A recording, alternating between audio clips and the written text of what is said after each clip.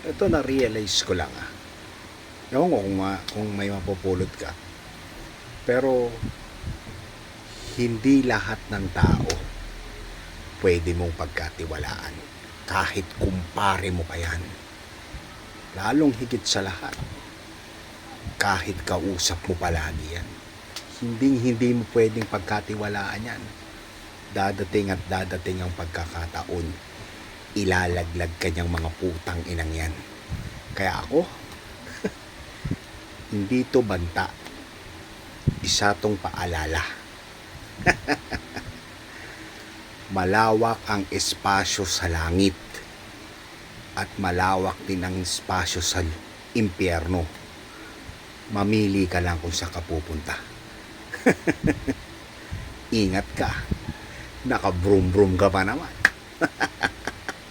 Si Superman nga sa Marilaki namatay.